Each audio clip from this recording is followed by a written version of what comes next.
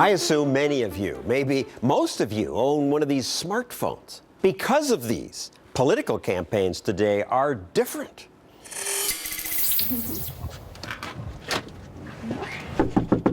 We're volunteers with the Ted Cruz campaign. I was wondering if we could ask you a couple of questions. Absolutely.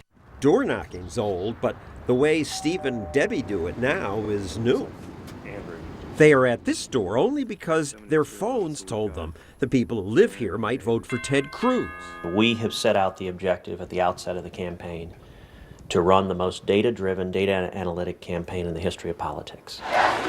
Obama did that both times he ran. The Obama campaign had a secret weapon that it used to defeat Mitt Romney, a highly technical, sophisticated data mining operation. Beyond anything that modern political campaigns have seen. The campaign manager for the Obama campaign said that the biggest institutional advantage they had over the Romney campaign was its use of data. Emily Eakin studies how data influences politics. Many Republican insiders tended to be very exclusive and a little bit closed-minded when it came to using new methodologies. However, after 2012, that changed. They are a Super Bowl team that we ought to respect deeply. The Obama campaign tested everything. They said that they conducted more than 500 different experiments on their websites. They found that when they had a picture of President Obama with an inspirational quote, they raised significantly more money than when they had the same page but just a picture of Obama. Obama's data operation was led by Harper Reid. The Obama campaign's real heroes. Harper Reid, the technology mastermind behind Obama's win.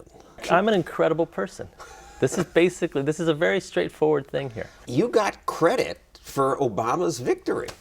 I was just a cog. I just looked differently, so the media didn't know what to do with me. The media said the Romney campaign was high-tech. On Election Day, the campaign will activate a sophisticated system for tracking their get-out-the-vote efforts. But we know how that story ends.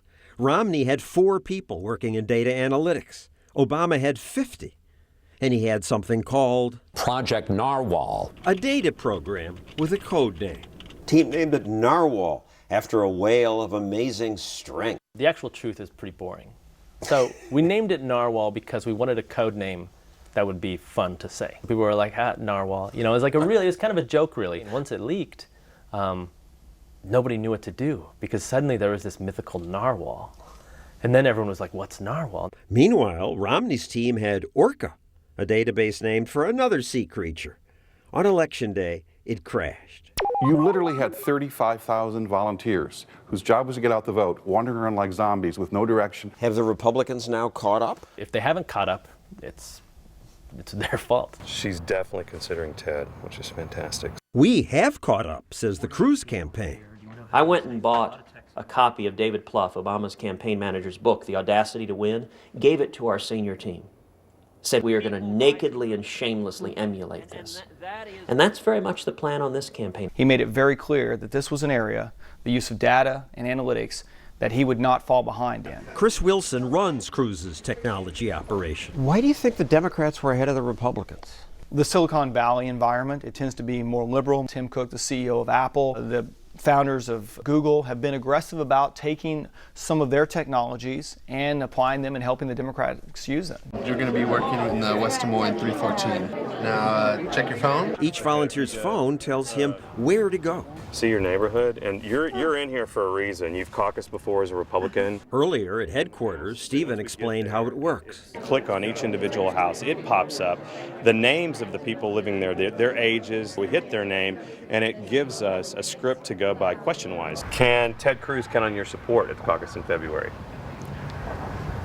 Haven't quite made up my mind yet. You're undecided? Okay. Depending on the voter's answer, the phone tells Stephen what to say next. Is Ted a candidate you're considering? Very much so. Great. Totally different than what we used to do. All this information data comes straight back to the campaign.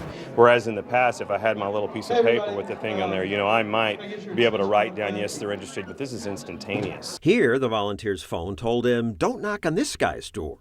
And the man was curious why. I'm a Democrat, put that way. Okay, that's why you're not on our app. The data had determined that knocking would have been a waste of volunteers' time and the campaign's money.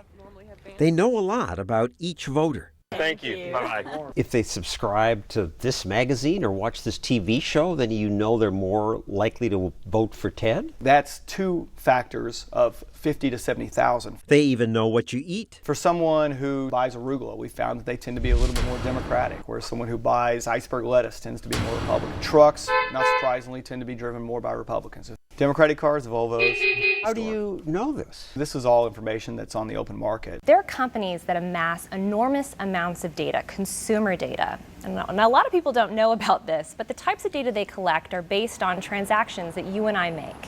Whether we opened a store loyalty card, whether we subscribe to a magazine, all of this is logged. When you get a knock on your door from canvassers, the message that you receive is likely informed by this kind of data analytics. Do voters mind being targeted because a campaign has specific data on them? That's a scary thought.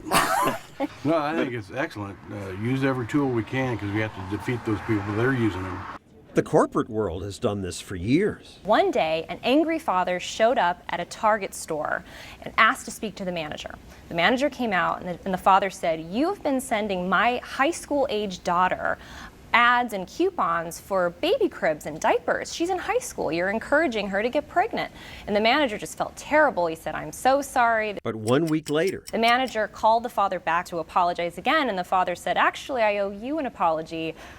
I just spoke with my daughter, my teenage daughter. It turns out she's pregnant." Target knew before Dad did. Target had identified 25 different products that when people start to buy those things in combination with each other, it means that they're likely pregnant. Ted Cruz for president, how may we help you? Now the Cruz campaign says it knows even more. What your personality is like.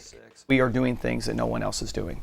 Like the use of personality modeling. Personality modeling tells Chris and his team who's going to vote, how they're going to vote, and what issues they care about. Chris shows us the database that tells him what voters care about. They respond to different colors, they respond to different pictures. So to reach personalities the campaign determines to be more traditional, they use blue or neutral tones, red or orange if they think you're an extrovert. If we're talking temperamental voters, we use words like alarmed, vulnerable, authority. So your foot soldier goes to his door. They know what buttons to push. They do. It's different from when the male comes to the door or where the female comes to the door. We know where they are on moral issues, on immigration, where they are on national security, where they may be on gun rights. Not just where they are, but why. Maybe one person supports the Second Amendment because when they were a child, they went duck hunting with their grandfather. And so for them, it brings back nostalgia, sense of family. Now, if that's the case, you can craft a message that hits to why they care about it.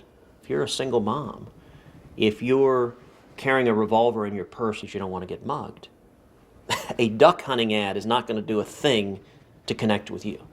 So just on the Second Amendment, we have a dozen different messages.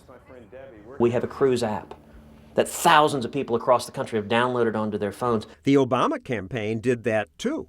By signing up for the app, they were able to identify the friends of the supporters, and they would send messages to their supporters saying, "Hey, would you click this button to share with this friend?" And it reached about 5 million people. And having friends talk to friends is apparently most persuasive. The best way to connect with a voter is not through a TV ad, although that helps, but it's from them to hear why a person that is important to them, a friend or family member, from a friend. We've made it a game, and so we have grassroots activists competing to spread the word. We'd like for you to reach out to 10 of your friends today. If you do so, you'll get 1,000 points, and you're only 900 points from making that next level. What do you get for points? You can't buy anything with them. You get badges.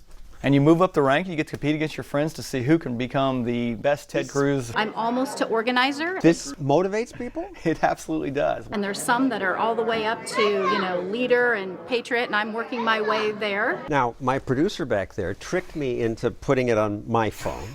So now my friends are going to have their privacy invaded by you? Absolutely not. However, in 2012, Obama supporters did have their privacy invaded. You may not necessarily know very much about the campaign and how much it knew about you. Obama's campaign is watching you. Sounds like Orwell. I don't remember any ire, but I do remember a lot of people who wanted to volunteer for the campaign. Innovation doesn't work without it being accessible.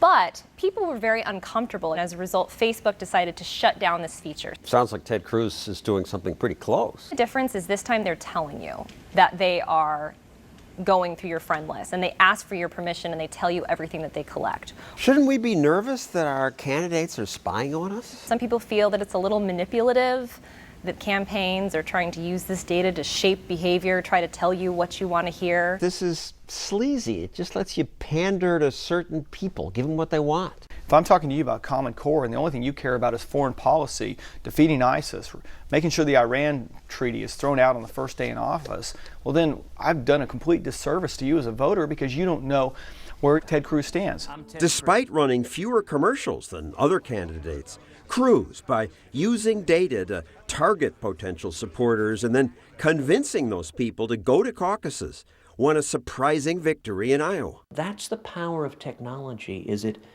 amplifies the voice of each of us. A slick Hollywood TV ad has its limits. Using technology to communicate with, to empower the grassroots, that's the key to winning in politics in the 21st century.